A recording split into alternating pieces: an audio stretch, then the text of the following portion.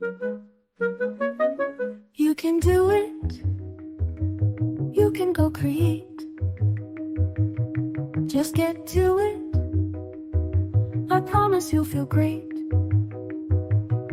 Because life can get ugly, and art sure can too. What matters is to do it. Let those feelings flow through you.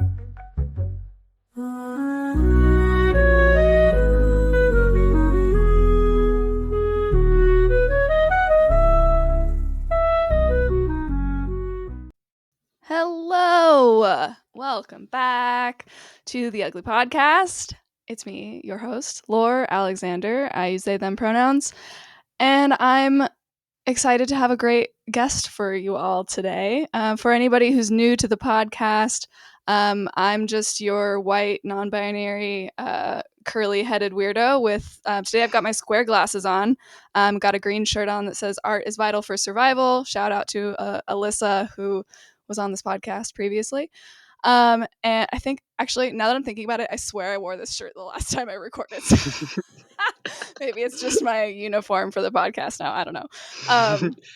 As I said, my guest today is a musician, educator, and a compost heap of ideas fueled by a deep interest in the more than human world.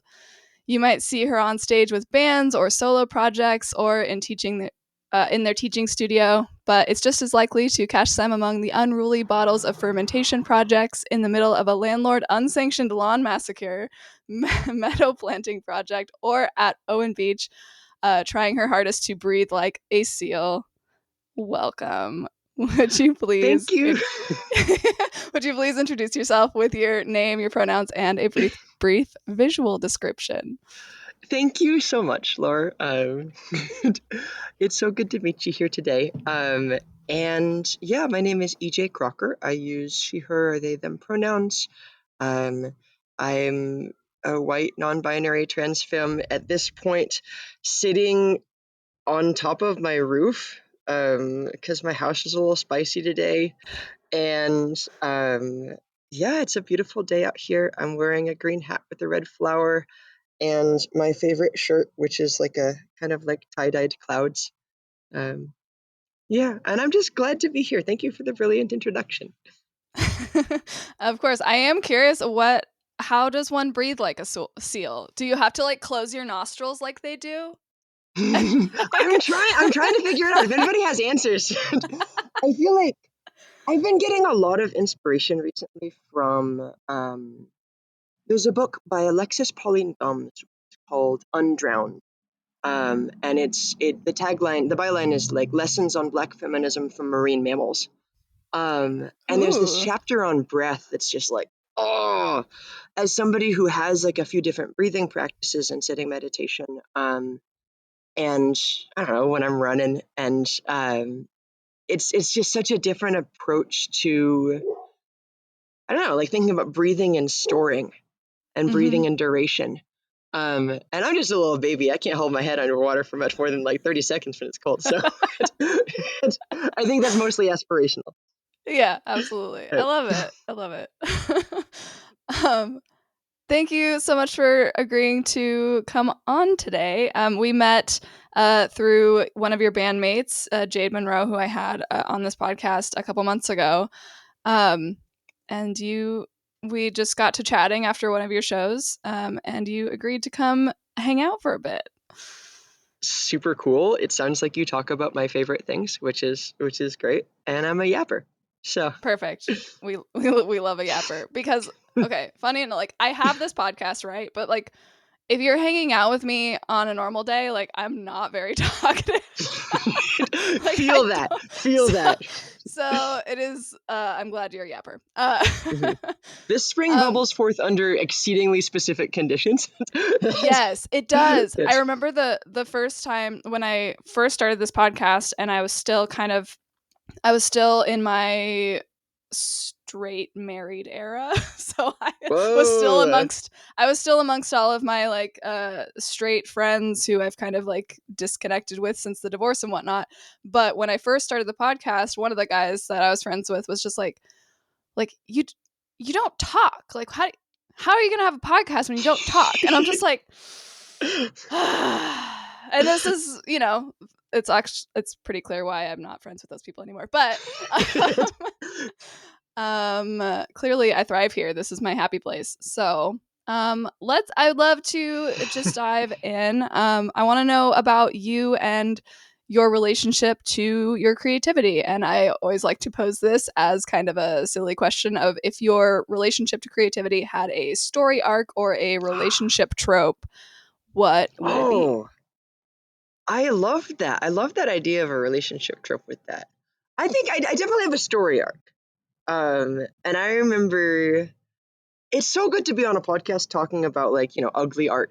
And about art kind of without, I feel like perfectionism is something that I'm really always kind of chafing at and bugging with. And I think for me, my story arc, I feel like I remember being a kid and having so many sounds Mm. and just loving the world of sounds and making so much noise and like sounds on everything, drumming on everything, singing to myself, singing to other people, just making sounds. Yeah. Um, and yeah, and I think for me, most of my creative journey is kind of starting off from that and in some ways trying to recover that. Mm. I think, yeah. I think as a kid, especially a very loud, neurodivergent kid, you're often kind of told to like maybe hone it in a little bit in various different words, a lot of them less diplomatic. Mm-hmm. And and so I think a lot of where I put my energies was, like how do I make a craft that kind of holds a little bit of this? Mm-hmm. How can I, I'm gonna be a noisemaker. Yeah. Yeah. This is gonna come out.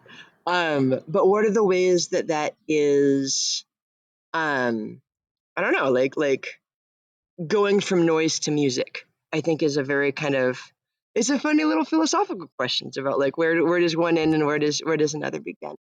Yeah. Um, yeah, and I think like a lot about that and like, um, I have, I don't know, like I think about that like childlike freedom about art. And I love getting to work with kids, like young kids, because a lot of times that sort of undistilled, like, oh, it's just coming out feeling is there. Mm-hmm. Um, and um, yeah, I guess in terms of my arc, we've gone from pretty unfettered to I feel like I reached very strongly towards like I need to be an expert so that I can do this. Mm. So that I can at the end of the day, Right. that same sort of child dream of making noise. um, I felt like in a lot of ways, like I really, for a number of years, really pushed towards like the label of like being a professional, Mm-hmm. towards the sort of like professional validation around like, like I can do this because it's my job. Which I Right. like, ooh. Like Because I think otherwise you gotta rein it in. But if it's your job, you don't have to rein in shit. exactly, or you would think, yeah. Uh, and and so I think like, yeah, that's the 3 points on the story arc that I feel is Mm-hmm. like very like childlike wonder, like a lot of rigor working towards like honing a craft in. Um, and now that I am, now that I'm in a position that like music is my work and music is like really, um, a lot of my life and my responsibilities. Mm-hmm. Um, Now I'm in a position of really trying to unlearn that honing Mm-hmm. in a lot of ways, um, and try to get back to the kid stuff. I I think that's so much of a lot of our work is like because no matter who, well, I won't say no matter who you are, some people have like, go to Montessori school and they're like they're Right? taught that they're allowed to like explore and do whatever is like calling to them, but a lot of us get those messages of like, okay, rein it in, hone it in, like that's not good because of this, or your noises are too disruptive, you're like, you need, Yeah. and then the work as adults is figuring out how to reconnect to that childlike wonder and reckless abandon. Yeah. Oh, I love that phrase. Yeah. Yeah. Did you have like a period where like the stress of needing to rein it in got to be too much, where you like didn't know if you'd be able to continue, or it was just like you knew that you had to make the noises and you were like, my goal in life is to figure out how to make the noises? Is this all Without about me like coming back to stimming? Is this like that's swear to God. Yes. I mean kind of. um I yeah, I remember spending a lot. So my main work is as a guitarist. Mm-hmm.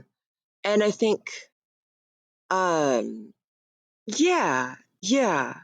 I think part of that process of there's sort of like, I'll use that word in all the loaded connotations, like that discipline process.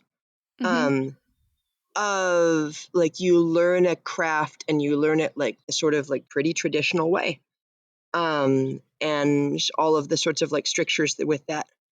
I think, yeah, I think probably about 6 years into studying the guitar, it stopped feeling like that much of an outlet. Mm-hmm. And so I had to start looking for that outlet in other things. And other, because I kind of lost that sense of like reckless abandon, as you said. Mm-hmm. I love that phrase of just like that. I don't know. Can I cuss? Is that okay? Yeah. Yeah. Okay. You're This welcome is to my cuss. works with kids energy. This is like it's but like I don't know, like that sense of like feeling comfortable just fucking around. Yeah. And not being like outcome dependent. Mm-hmm. I think once I decided, oh, like I'm really like serious and I'm, like professional, whatever that even means, then it became not that same outlet at all. Yeah. And that's about the point where I was like, wow, I guess this is a job, and I guess this is something more in that disciplined mode. And then I had to find other things than art, than my art, to scratch that same itch. And I'm still just like salty about it. Like, yeah, like I know this is just like existing under like capitalism, but like, damn, like we should just have fun. It would be nice if fun were baked into the processes. So. Capitalism really destroys the creative spirit. It infuriates me to no end. I think I rant about capitalism in every episode of this. 100%. Let's start it early. Sucks. It sucks. Yeah. You like have this thing that you're so passionate about. And you're like, this is great, and then you're like, I can make a living off of this. This is great, and then it's like, oh, I have to make a living off of this. I have no choice. I have to meet other people's standards so that they'll pay me to do what I love doing. And then it just adds in like the whole like need for external validation because you're professionally driven and need money to survive. Yeah. Which brings me to this next point, which we wanted to talk about external validation and how it's this like slippery slope of like, I don't know. I'm gonna these were some kind of like half-formed ideas that I was thinking about before we started recording. But like, when you make art and you share it, and other people connect with it, like that's such a good feeling. It's so good when people like resonate with the art that you make, and then you get like, I don't know if it's the dopamine hit or whatever brain chemicals are like, connection, like I'm getting this connection from my art, and then you want to make more.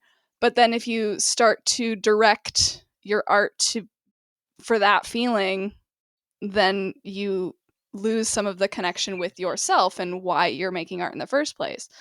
And then you can like veer into like perfectionism and just like burning out and shutting down. Yeah. So I'm curious how you navigate external validation in your creative expression. Yeah. That's been a journey. Oh my gosh. I think every person in every discipline artistically has to contend with that. And oh man, I think like I feel like I've been saying this a lot. I'm just out here iterating, and and I feel honestly at a really like bubbly and happy place in my process right now. I've been feeling so Mm. much joy around playing music, and that's really been hard won. Yeah, that's been Mm-hmm. only like in the last like few months that I feel like I've been able to really kind of reconnect with that this last year. Um, and I think I rely a lot on the people I'm with. Mm. I think I'm a person who's like really, if there's a vibe, I'm gonna catch it. I don't have like, yeah. I think a lot of times, like I am a person who picks up really readily and easily on other people's emotions. Um, and and that means like it's kind of I don't know, like it's weird to say this in the service of mess, but like a lot of what I feel like I've been doing that's been helping me so much has been like sanitizing my data inputs. Mm. Like I want to make music with the people who encourage me to be curious.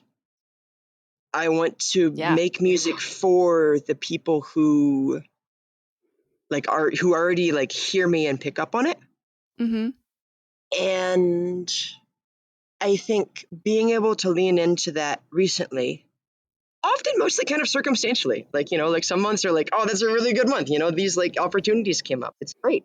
Um, I think like, yeah, I think I'm really enjoying trying to be a little smaller Mm-hmm. rather than trying to reach out and be like trying to make I feel like a lot of music is in some ways there's a temptation to get sucked into a popularity contest.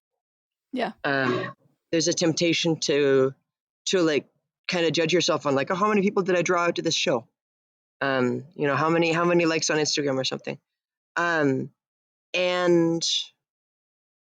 I think yeah. Oh man, I'm like deciding whether or not to be vulnerable.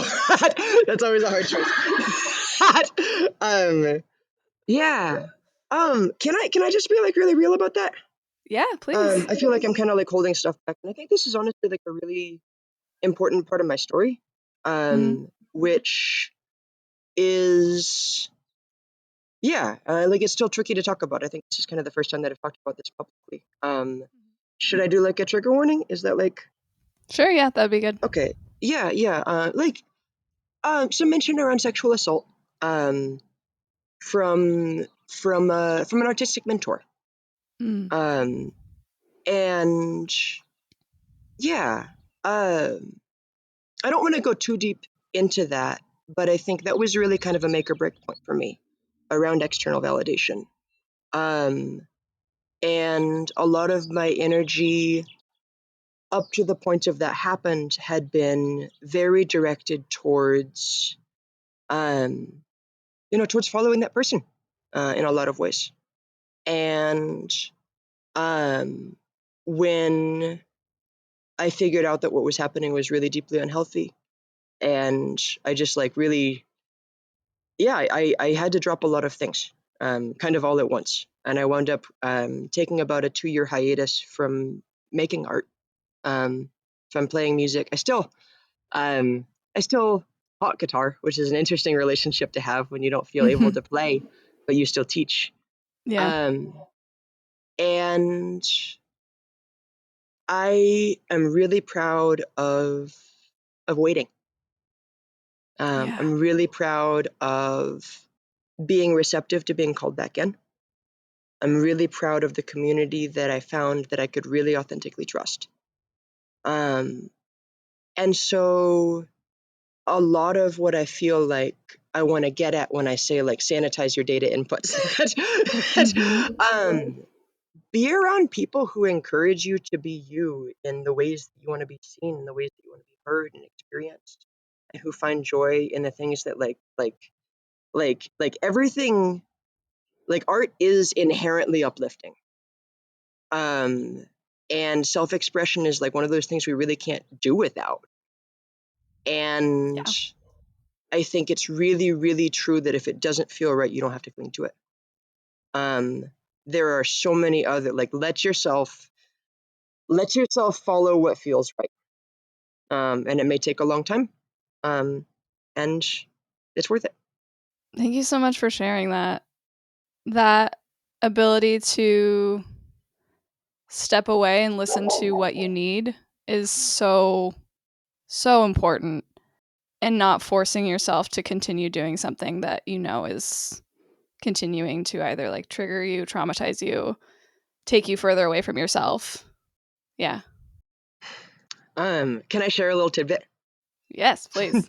I knew it was time to come back, and I knew it was time to play again, like really like authentically like lead towards that, and push towards that again. I I was in an airport, and I'm totally just the schmuck who brings like a guitar to the airport and plays in the airport terminal, because I Love it. and yeah, and I was on my way to. Oh man, we're just doing like all the hard stuff.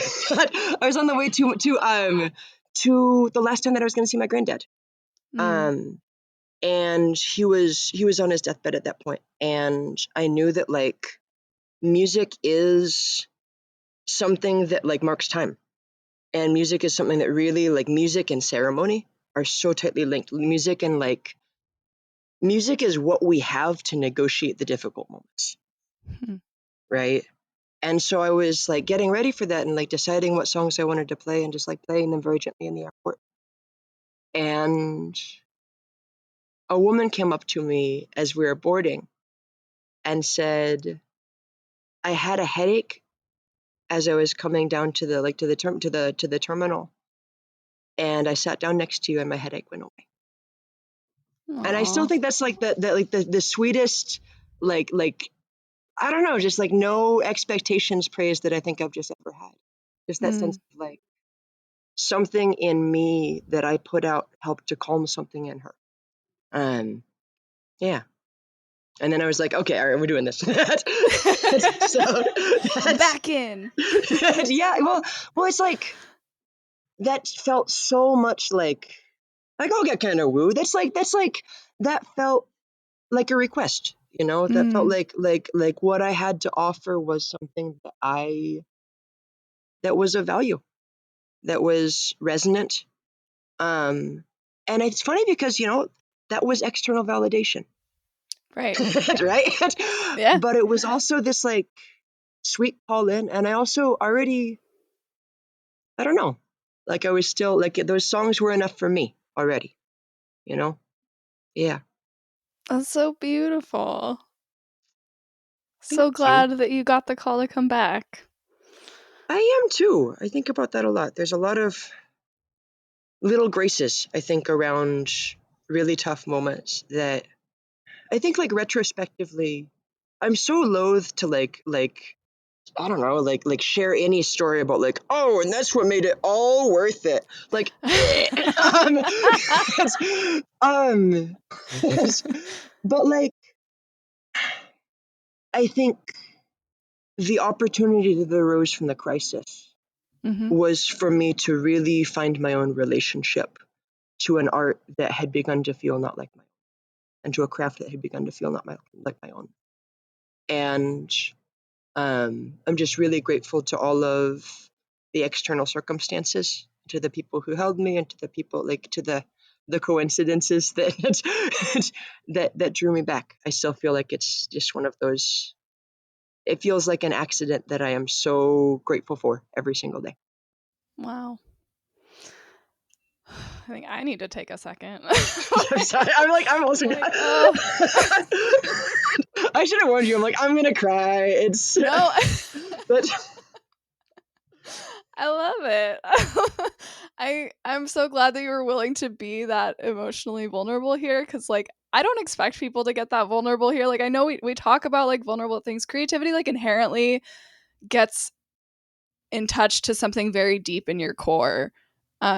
And I think like that that's the piece that does bring us the connection, and like that's the piece that like whatever external validations find like those two like just like sparks and like one person allowing their spark to shine, like you playing your guitar in that airport, just like doing your thing, willing to be vulnerable and exist out in the world and be like, yeah, I'm going to shine my light however I want to shine it. And then having somebody else being like, yes, this is what I needed, was to see you in your light right now. And like, it's like the namaste, like the light in me sees the light within you. Like that's what yeah, creativity is. And like that is the piece of external validation, I think, that like is worth like being open to, not like seeking and like changing and contorting yourself to fit into some kind of box for, but Mhm. in being willing to do the scary things and like open yourself up to being vulnerable and open with your art to share with others. Like that's the piece of it that is absolutely worth it. Yeah. Oh, and I love this verbiage of opening. Because I really do. I don't know. I feel like so many of the people I love to read and love to talk to have like different language around it. Around like one of my friends is like, "Oh, I got a transmission," of like something comes in, right? Yeah. And yeah, and I think a lot of what vulnerability is like it is more than you that holds the process. You set the conditions for the process. You open to the process. Um, but you let it be ugly. You let the space have air. Mm-hmm. I like that. You let the space have air. I like that a lot. Pat yourself on the back for Thank you that for one. holding all that. I appreciate it. I had no idea if I'd talk about all that. So thank you for making a space where I felt really comfortable. Um, I'm honored that you felt so comfortable. So thank you for sharing. So now that you're back in your creative practice, you're back making music. What are your practices? Excuse me. What are your practices that help your creative engine stay fueled? oh hell yeah. um, yeah. Um, I think a lot of oh man. I'll just talk. I'm just gonna talk. I'm like, should I edit this down? No, I'm Dive just in. gonna talk. Yeah. Brain wise. I am a person who can very readily slip into modes of like very black and white thinking. And very like I'm really good with a lot of rigid structure. I'm really like I thought I was gonna be an engineer. This sort of frame is something that like over the course of many years of learning and self-discovery, I have realized that that is a seduction in a direction that I don't want. Mm. And a lot of what I'm trying to do in every aspect of my life right now is really like, how do I cultivate intuition? Um, and oh man, that shit like that takes me so many places, and it makes me really happy. I Um, love that. I I think the biggest thing right now for me is sensory wise. I feel like I'm really learning to like literally just trust my nose Mm. um in a way that like like tangent I think really like kind of parallels transition gender wise. I think a lot of trans femmes notice that like their sense of smell gets more acute after like Oh, taking interesting. estrogen, which is like such a strange like biological quirk. Like I love that. um That's so cool. I didn't know that. And I think I'm somebody who I'm really like smell interested. And so a lot of that is like cooking related for me. A lot of that is fermentation related for me. I do a lot with like making pickles, kombucha, sourdough, and a sense of like being Love a able to sourdough. smell. Yeah. Oh my God, it's my favorite. Being able to smell and have my nose know, but not in a way that like adheres to Cartesian logic. Is something that like like my body just like knows things, and so I'll lean into that.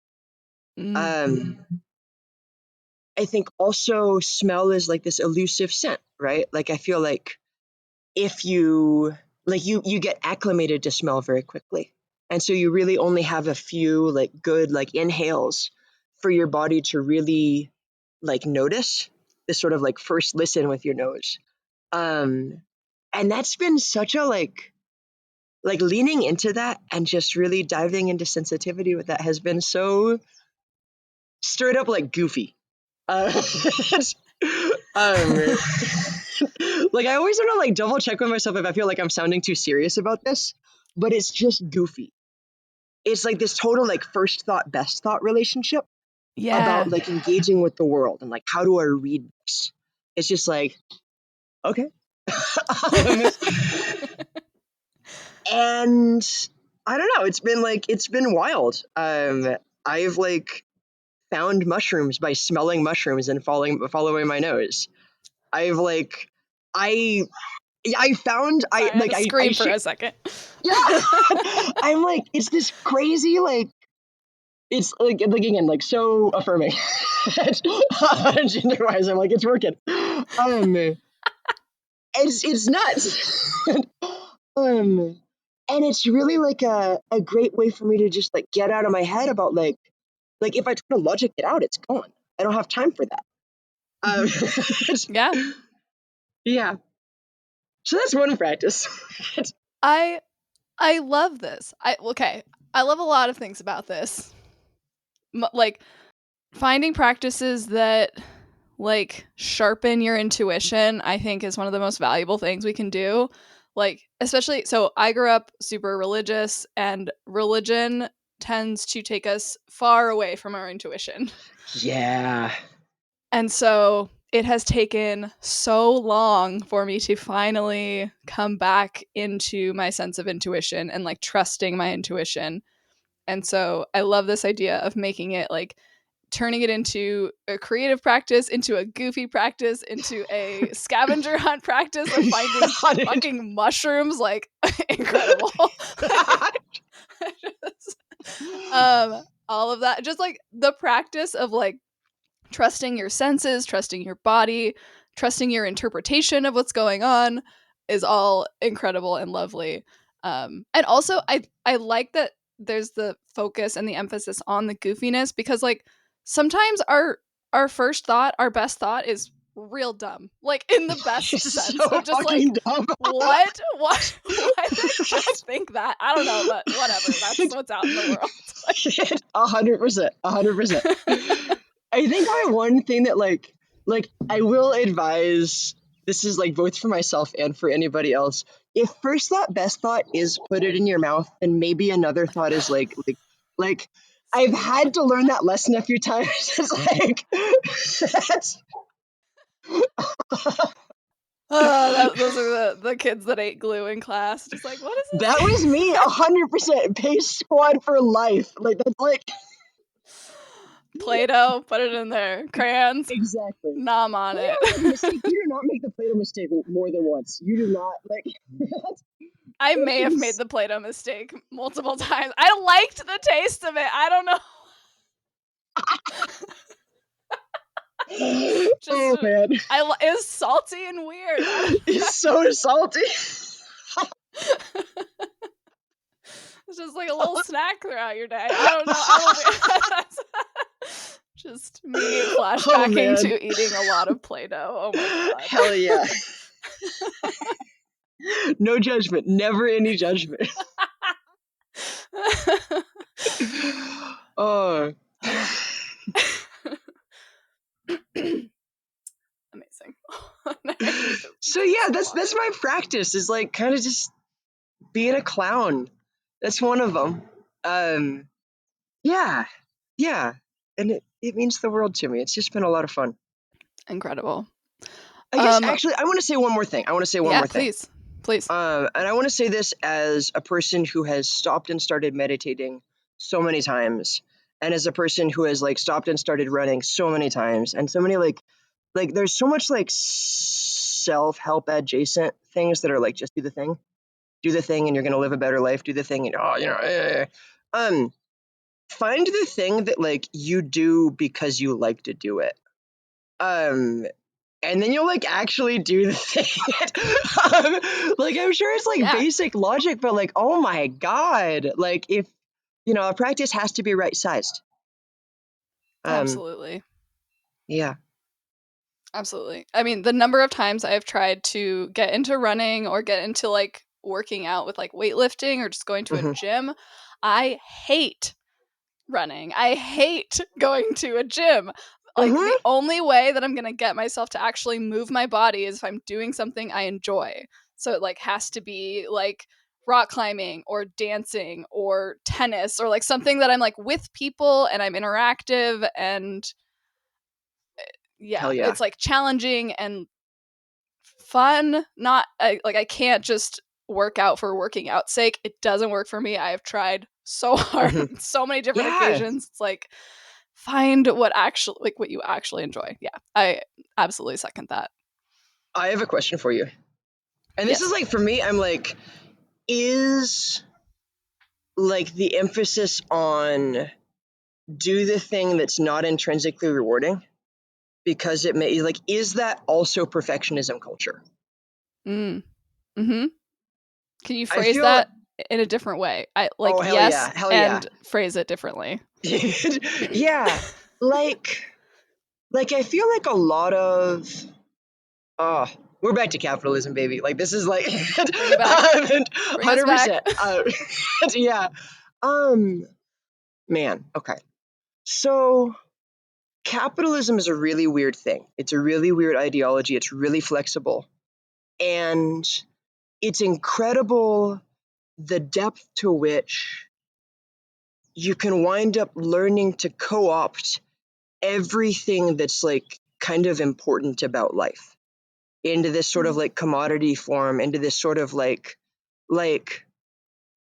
I think though like the seduction of capitalism is though like you could have this when Mm-hmm. you don't have it, and like most often well actually you can't, right? That's for that's for maybe you're born closer to the money river or whatever it is, but um that sense of like you even kind of get alienated from your own aspirations, Mm-hmm. and like health, like the way that health gets commodified, like um it's really easy to get stuck in that sense of like if I do these things then I'll be healthy and feel better and be a better person, and the things that like I don't know, it's just not a complicated enough narrative. Mm. Like there's so many like interruptions to say yes and on that. And it's just like I don't know. I remember specifically about running and um like feeling like this was something I had to do. Mm-hmm. And I don't know, like it kind of calls back to it. I like body image stuff. And I think like literally anything is more fun. Literally anything for me is like more fulfilling. and and yeah, I don't know. I just think we should all have more fun. Absolutely. That's Yeah, a lot of what you were saying made me think of I used to be really into reading self-help books.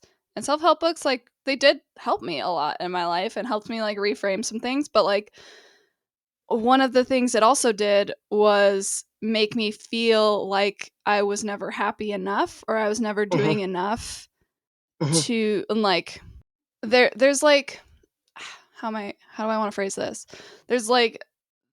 There's so many ways that your life can be improved just in general. Like there's lots, you can work out more, you can engage with people differently, you can make art, there's a million different ways that you can improve your life in one way or another depending on who you are and what you need and what's good for you.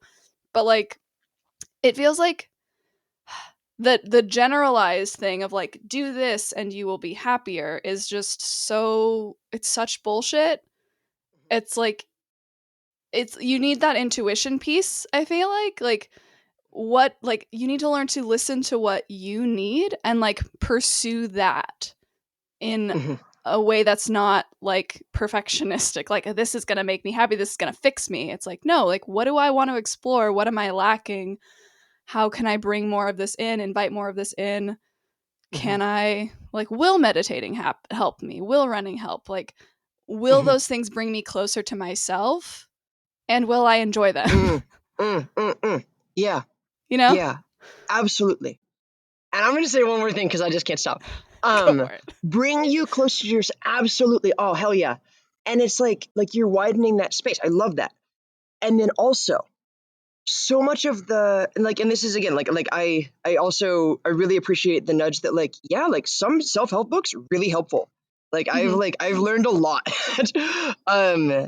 But a lot of the times ways that things are phrased, it puts things into individual effort Yes. where it's this I problem instead of it's this I labor. Mm-hmm. And what it can be, if you find the right people, is a we I feel like I hear labor and maybe I hear effort or like shared sweat. Like when I'm doing, I don't know, like I can, yeah, like I can be just as active doing an activity I love with my friends, Mm-hmm. something that brings me that, and it's not something that I don't feel like I'm working out. That's, Right. you know, that's, yeah, it's just like, it's the same thing but less alienated. it's, Mm-hmm. it's yeah, um, and so it's I don't know. It's the intention of like I don't want to discount external validation Mm-hmm. because the external is like it's just a part of who we are. We are like nodes in a web. We are parts of communities, and I think the practices we choose should open us deeper to ourselves and ideally, hopefully, help us find people who are similarly fulfilled. Um, yeah, I want to edit out that should. Fuck, I should. But that's yeah, yeah. Um, Fuck the should, but maintain the sentiment. exactly. Yeah, I'm like not prescriptive, but you know. Yes. Yeah. Yeah. No, I love it. I love that brought it back to like, yeah, the community and the people that we're surrounding ourselves with that bring us joy in life. Like the individualistic culture of the United States, and a lot of the Western world is. I think we're really seeing the damage that it's doing, like becoming so much more in your face, because of where it's brought us to. Um, so that I think that's especially for people who are feeling like really lonely and frustrated right now and like don't know what to do in the world, like Yeah. finding those people who are on the same page and like shedding some of that individualistic Yeah. Oh, shedding stuff is a great is. verb for that. Yeah. Mhm. Yeah, that's the work right now, and it's hard. Yeah. Like finding community is so hard. I'm struggling with that so much hmm right now. So validating anybody who's like, I don't know how to find community. Me fucking neither. Feel it. Feel it. Yeah. It's Yeah. Yeah. hard. Oh my gosh. Yeah. Yeah. Yeah. Shedding just made me.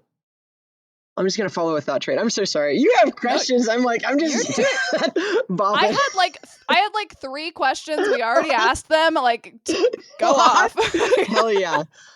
I think when you said shedding, it made me wonder about like what does it feel like to be an insect or like a reptile when it's time to molt, Mm-hmm. right? Like, do you just have this sense of like it's too small? Do you have a sense of like confinedness? Do you have a sense of like, yeah. And I think maybe like, I don't know. It must be nice to kind of come preloaded with like genetic instructions about like, oh, like when I need to like peel my skin off, it's time. And this is how to do it, you know? Yes. um, but I think like maybe the poetic direction that I want to go in that is like, I don't think anybody knows what that next molt is going to look like. I think as you are peeling that off, as you're like, wow, this is really visceral imagery. um, I think there's this like that sense of not knowing when anything is going to arrive. That sense of like not being sure what the next thing is, or like where to find community, where to find like what is that next part of opening up. I think that uncertainty is so true to growth. And that's one of Yeah. the hardest things about like shedding ideology. That's one of the hardest things about like opening up to yourself more, is that you don't know what's going to happen. You don't know where you're going to find it. You don't know whether you're going to get an answer. You just know like, ooh, Itchy, gotta get this off. Yeah. And off is not safe. No. Off is scary as hell. Yeah. You're like, I am Oh, man. squishy and there are predators that can eat me. It's yeah. Yeah. Oh. Becoming is an uncomfortable process. Yeah. Oh, man. Yeah.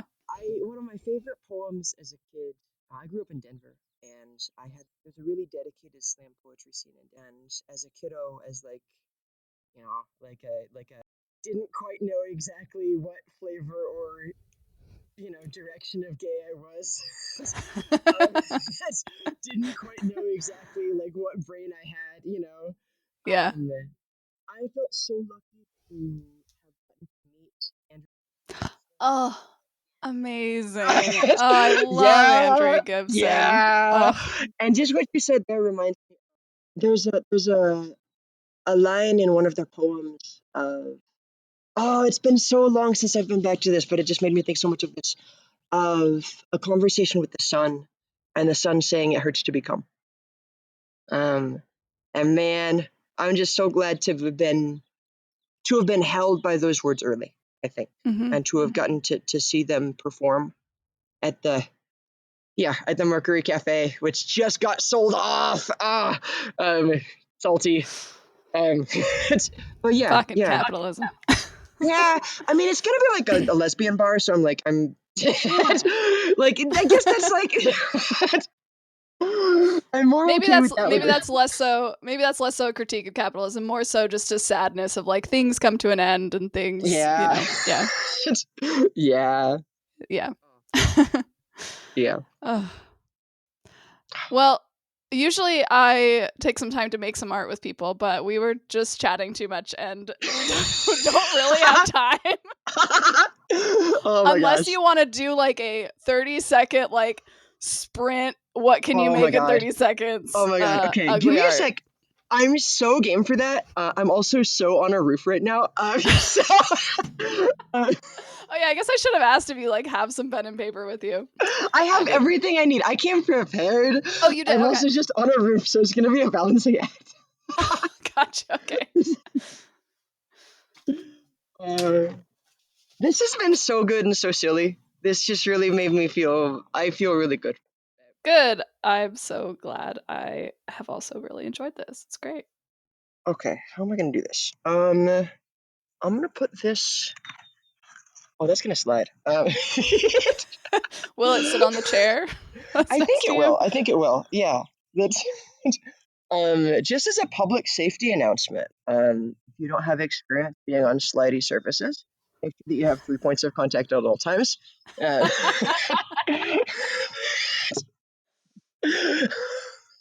is good advice. All right. Let's see. I think I can get this right here, and I think we can restart. Yeah, there's like an arm of the chair in the way, but that's okay. That's totally fine. Yeah. Yeah. All right, let's do do you want like a prompt or do you want to just go? Oh, wow. 30 seconds? Yeah. Whoa. I want to just go. Okay, great. Yeah. Ready? Are you keeping Go. time? All Yeah, right. I'm Oh, gonna hell keep yeah. time. Go. Usually I ask questions during this time, but I think 30 seconds, I gotta focus on what the hell I'm making. I'm like not focusing at all. Like, you do you. That's. Fine, you be the interviewer. Oh, no. All right, that's time. Oh, man. Are we going to show each other what we made? Yeah, we're showing each other, and then I'll ask you to send me a picture because I like to share them when I post the announcement and stuff on social media. So This is so goofy.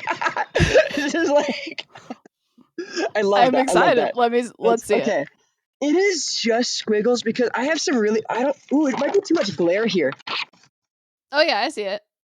Hell yeah. So it is literally just squiggles, but I feel like I have really like gestural irises growing down like, I don't know, like about 30 feet below me. Yeah. I was trying to just get that zip. Yeah, I love it. I also just went like full scribbles. Just Hell yeah. Oh, nice. Super blobby. Ooh, and also like I love the way the lines kind of like connect and then like change. Some lines are like I really like. straight and geometric. Yeah, I had some of them like kind of going together, and then others I'm just like, whatever. Just continued scribbles. I love a good scribble. Like if I'm ever like, especially if I have a lot of energy in my body, just like quick, scribbles is just so satisfying. I love it. EJ, thank you so much for being here. This was really lovely. Such a treat. Oh my gosh. I'm just feeling super warm and super welcomed. Yeah. I don't know if I mentioned this, but all of my favorite podcasts are interviews. And it just like, I don't know, it's just really, it's so sweet. And it's really just tender to get to have a conversation like this and to listen in on other people's conversations that I just like this space a lot. So thank you. I hope some other folks like it too. I hope so as well. Do you have anything coming up? So this will be airing in June. So if you have anything you'd like to plug, or just if people can get in touch with you or want to work with you in some capacity. Oh, thank you so much. My calendar exists in my brain in about a month at a time. Sure. I think in June, yeah, I think I have a gig coming up at some botanical gardens in SeaTac, which I'm really excited about. I'm such a plant nerd, and so it's going to be really fun to bring my jazz organ trio there. We're called Bureaucracy, and I will, of course, send details on that. For any information about my work and where to find me, I've got like a comprehensive performance calendar on my website, ejcrockermusic.com. I also teach guitar and ukulele and songwriting, and music theory if you're a nerd. And yeah, so all the information to get in touch with me is on that website.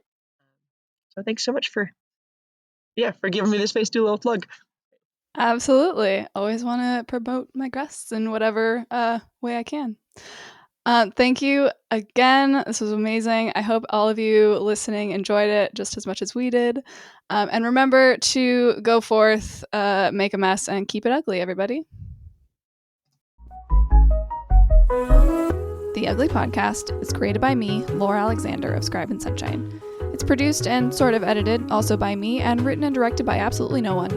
Our theme song was written and produced by the amazing Zoe Tronic. If you like the podcast, be sure to rate and leave a review on your preferred platform and share with the creative people in your life. If you're interested in learning more about what I do, head to scribeandsunshine.com to learn more about my ugly art workshops and my editing services.